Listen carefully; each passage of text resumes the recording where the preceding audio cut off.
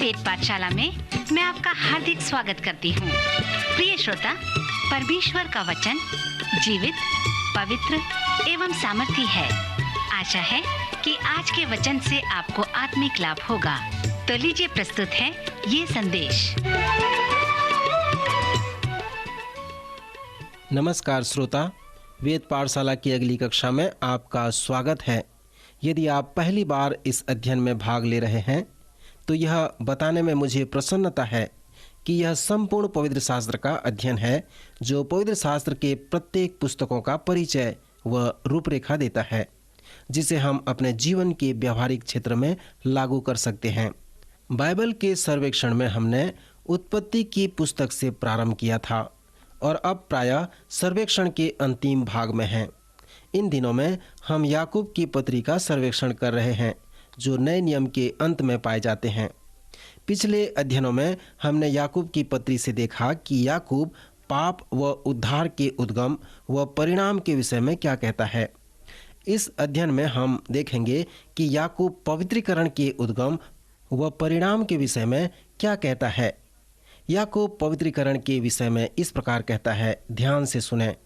जब किसी की परीक्षा हो तो वह यह न कहे कि मेरी परीक्षा परमेश्वर की ओर से होती है, क्योंकि न तो बुरी बातों से परमेश्वर की परीक्षा हो सकती है और न वह किसी की परीक्षा आप करता है, परंतु प्रत्येक व्यक्ति अपनी ही अभिलाषा से खींचकर और फंसकर परीक्षा में पड़ता है।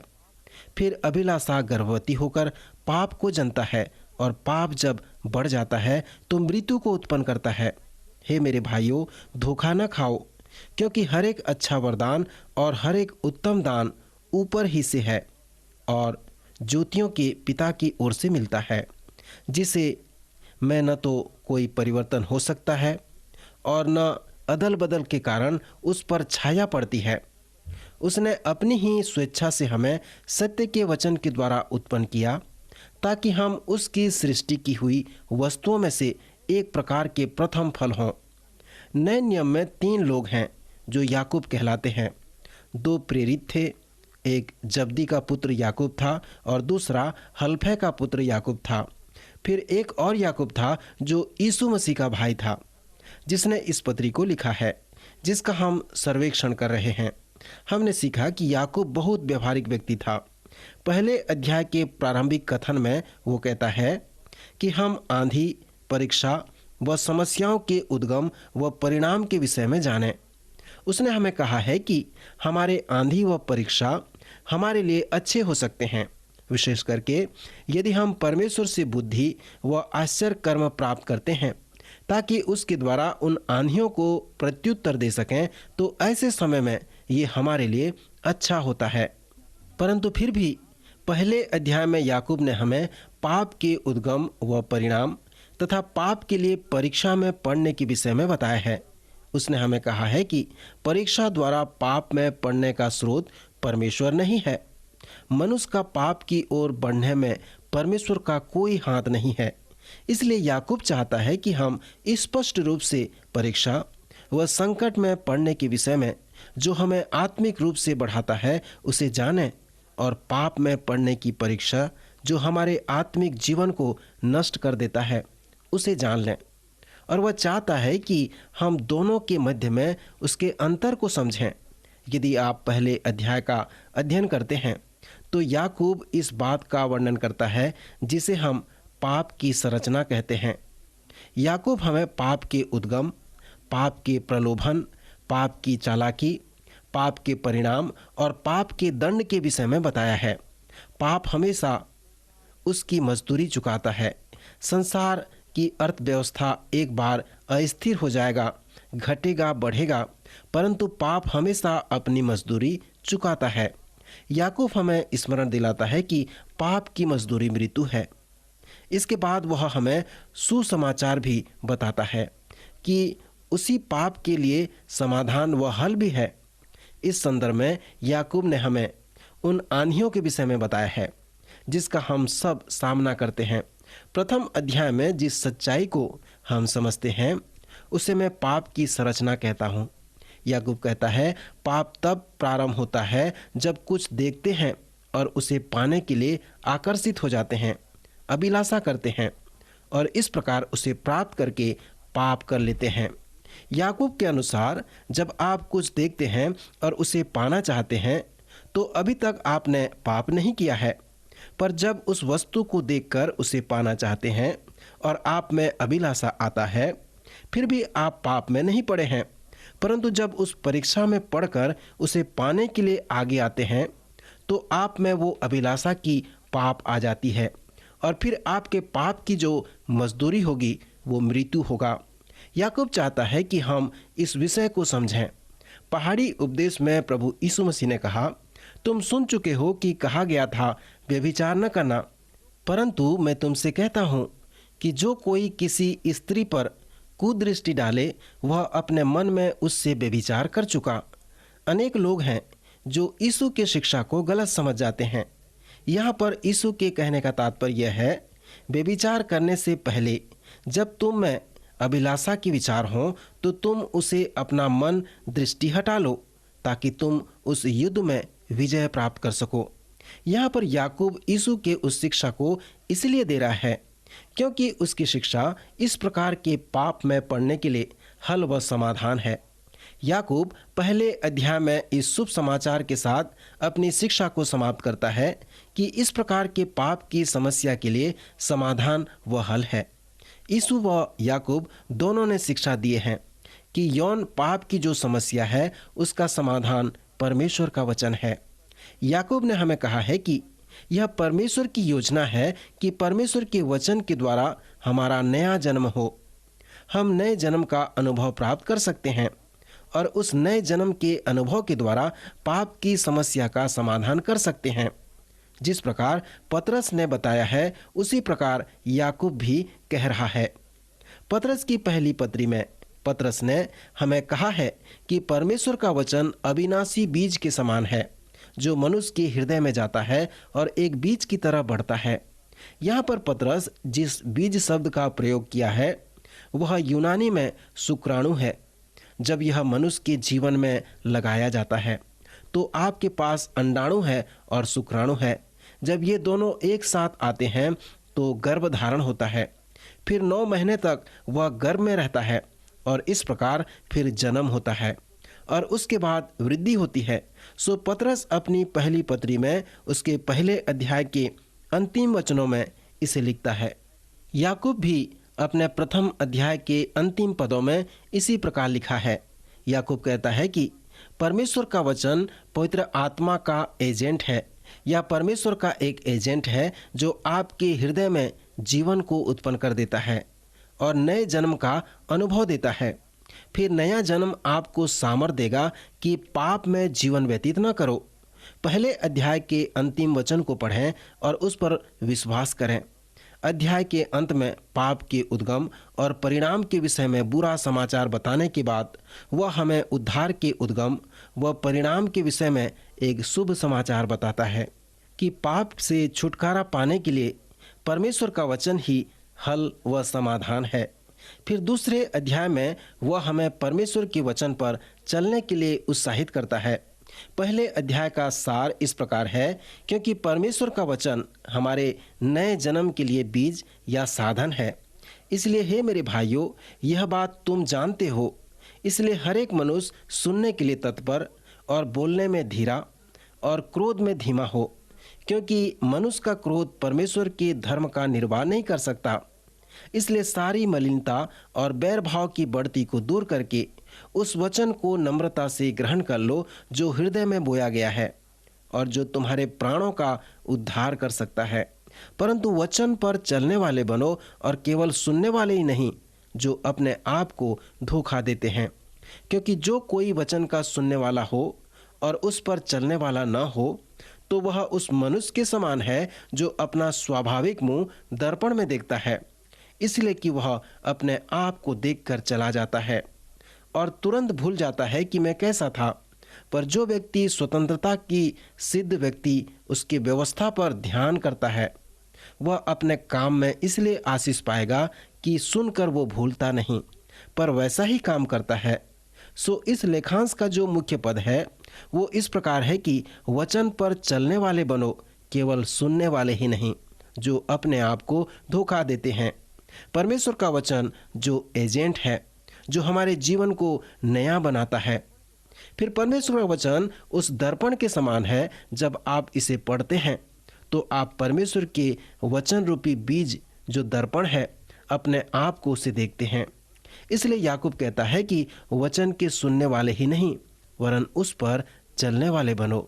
परमेश्वर के वचन को मानने और उसे अपने जीवन में लागू करने के विषय में बताने के बाद याकूब फिर से अपने भाई यीशु की शिक्षा को आगे लाता है, जैसे यीशु ने बीज बोने वाला दृष्टांत दिया था।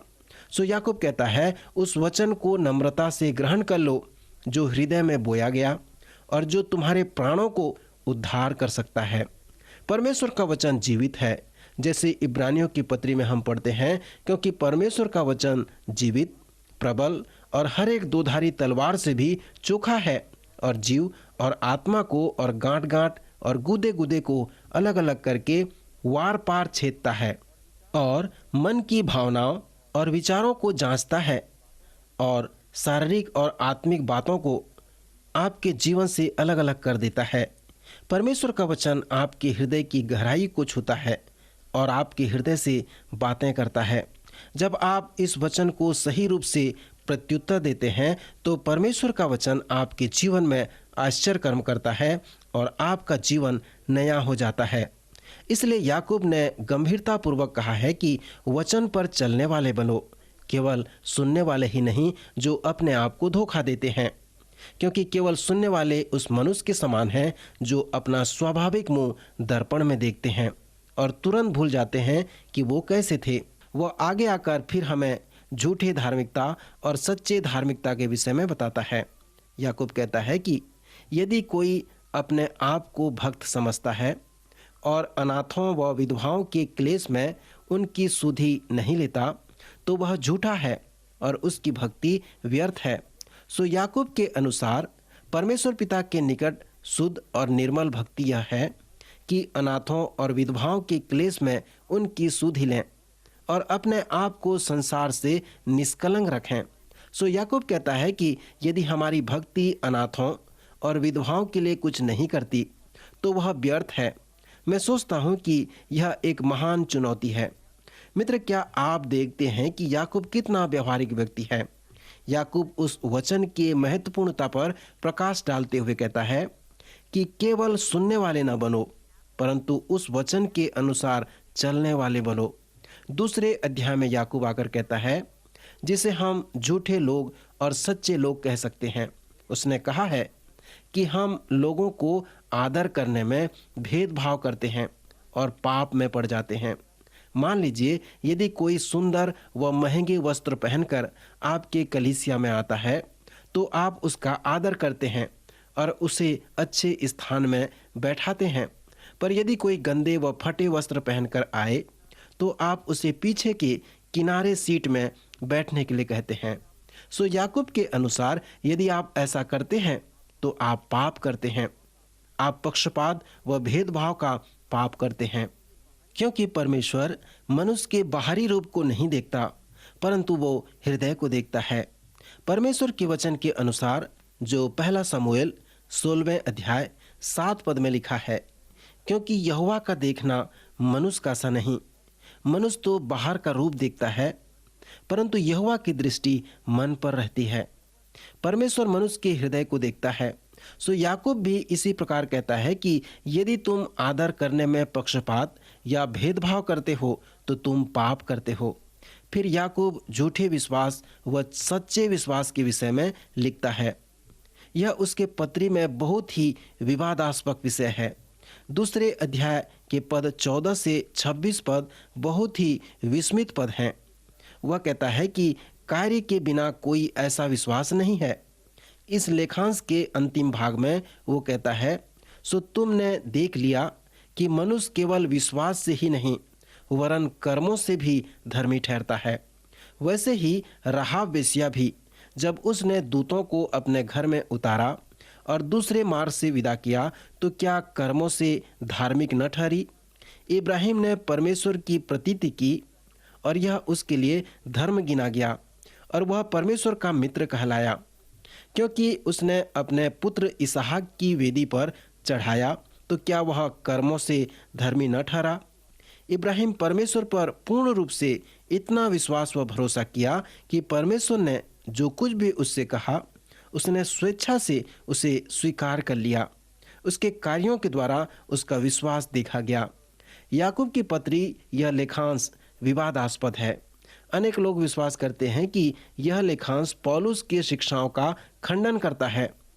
मार्टिन लूथर ने कहा है कि याकूब की यह पत्री घास फूस की पत्री है, इसे पवित्र शास्त्र में नहीं होने चाहिए।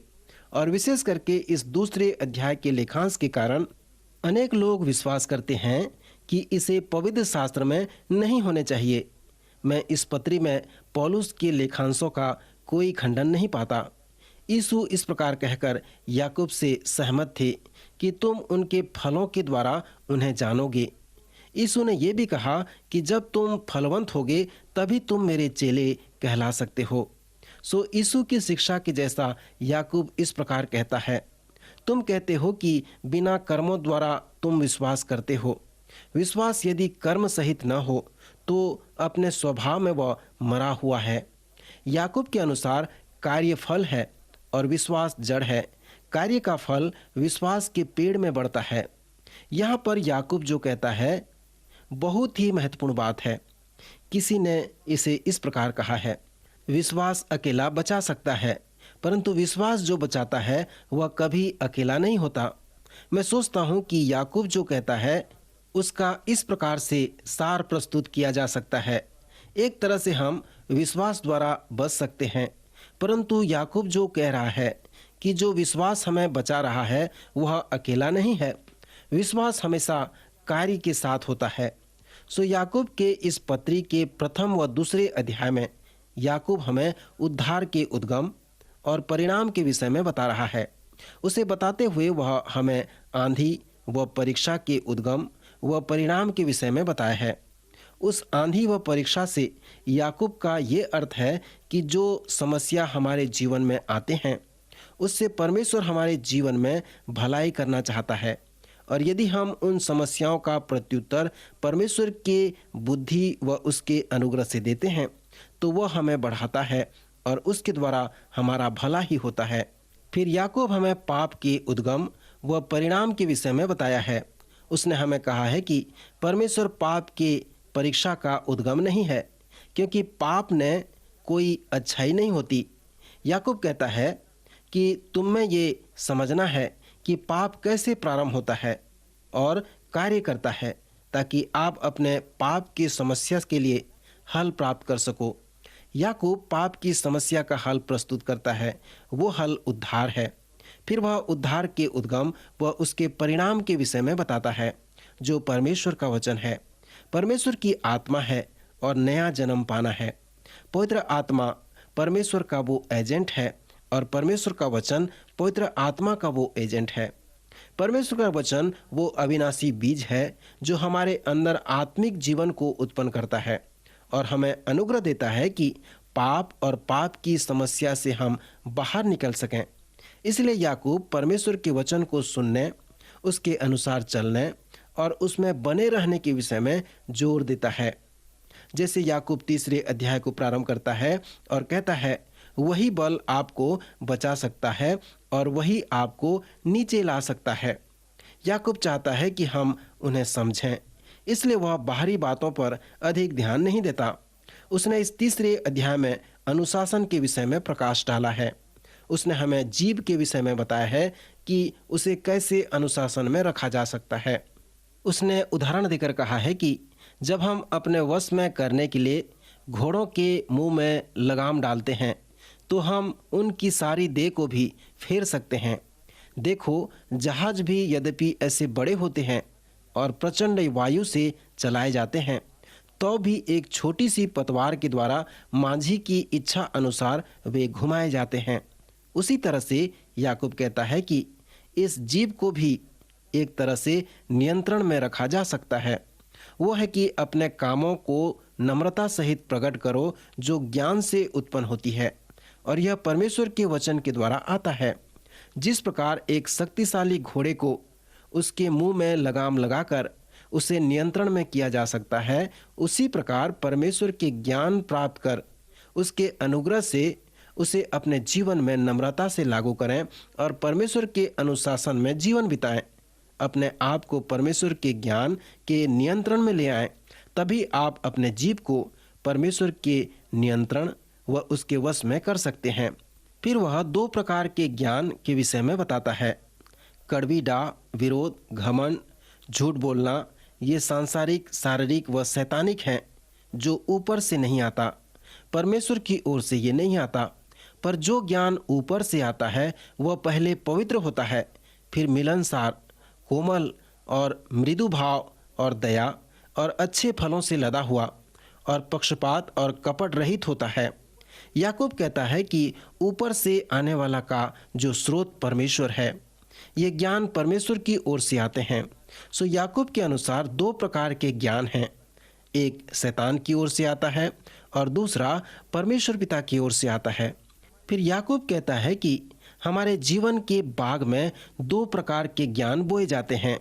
वह लिखता है, और मिलाप करने वाले के लिए धार्मिकता का फल मेल मिलाप के साथ बोया जाता है। यह याकूब की पत्री का ही विषय ही नहीं है, वरन यह एक ऐसा विषय है जो संपूर्ण पवित्र शास्त्र में पाया जाता है। सो याकूब चाहता है कि हम उन बातों को समझें जिससे हमारे क्रोध को नियंत्रण में रखा जा सके। उदाहरण के लिए याकूब लिखता है, मनुष्य का क्रोध परमेश्वर के धर्म का निर्वाह नहीं कर सकता। जब आप अपने क्रोध को नियंत्रण में नहीं रखते तो आप परमेश्वर की इच्छा व कार्य में साथ साथ नहीं आ सकते। सो जब आप पाप की परीक्षा में पड़ो तो आपको ये जानने की आवश्यकता है कि कैसे आप उस समस्या से छुटकारा प्राप्त कर सकते हैं। उन समस्याओं का समाधान परमेश्वर में पाया जाता है, उसके वचन में आप प्राप्त कर सकते हैं। फिर याकूब प्रोत्साहित करता है कि जो ज्ञान परमेश्वर की ओर से आता है उसका अनुभव करो और वह तुम्हारे जीवन के बाग में बोया जाए और तुम अच्छे फलों से लदे रहो। श्रोता मित्र, समय समाप्त हो गया है, पर इस चुनौती के साथ मैं आपको छोड़ना चाहता हूं कि आप अपने जीवन के बाग में परमेश्वर के ज्ञान के बीज को बो रहे हैं या फिर सांसारिक ज्ञान के बीज को बो रहे हैं। याकूब की पत्री को पढ़ें और परमेश्वर से कहें कि वह आपको बताए कि कैसे आप उसके वचन को अपने जीवन में लागू कर सकें। याकूब की पत्री एक व्यावहारिक पत्री है। इस पत्री के द्वारा आप बहुत कुछ व्यावहारिक बातों को अपने जीवन के लिए सीख सकते हैं और मसीही विश्वास, मसीही संगति में आगे बढ़ सकते हैं। हम अपने जीव को किस प्रकार नियंत्रित कर सकते हैं, इसे हमने इस पत्री में देखा है। प्रभु आपकी सहायता करे कि इस पत्री को पढ़ने के द्वारा और भी आप ज्ञान प्राप्त कर सको। प्रभु आपको आशीष दे। आइए इस समय हम प्रार्थना करें। हमारे प्रेमी स्वर्गीय अनुग्रहकारी पिता परमेश्वर, आज के समय के लिए हम आपका धन्यवाद करते हैं। प्रभु, अपने जीवित वचन के द्वारा आपने हमसे बातचीत किया है, हमें सिखाया है कि हम किस प्रकार अपने जीवन को आगे बढ़ा सकते हैं। प्यारे प्रभु, किस प्रकार हम शैतान के परीक्षाओं से, उसके चालों से हम बच सकते हैं, प्रभु आपने हमें बताया है। हम प्रार्थना करते हैं सभी श्रोताओं के लिए, प्रभु आप उन्हें ज्ञान दें, परमेश्वर अपनी सामर्थ दें, ताकि शैतान की सारी परीक्षाओं से, आंधियों से वे बच सकें, आपके मार्ग में चल सकें। प्रभु आपने हमारी प्रार्थना सुनी है, आपका धन्यवाद।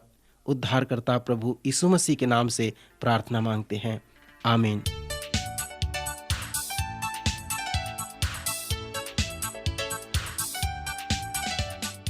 आज का कार्यक्रम सुनने के लिए हम आपको धन्यवाद देते हैं। श्रोताओ, आत्मिक विषय से संबंधित कोई सवाल आपके मन में है तो आप अपने सवालों का जवाब इस पते पर प्राप्त कर सकते हैं। हमारा पता है कार्यक्रम Ved Pathshala, radio Vishwavani, post box number 317 Lucknow 226001 Uttar Pradesh. पता एक बार फिर सुन लीजिए। कार्यक्रम Ved Pathshala, radio Vishwavani, post box number 317 Lucknow 226001 Uttar Pradesh. और हाँ श्रोता, आप हमसे ईमेल के द्वारा भी संपर्क कर सकते हैं। हमारी ईमेल आईडी है hindiembassy@radio.vv.org, hindiembassy@radio.vv.org। अब हमारे कार्यक्रम का समय यहीं पर समाप्त होता है। अगले कार्यक्रम में आपसे फिर भेंट होगी। तब तक के लिए हमें आज्ञा दीजिए। नमस्कार।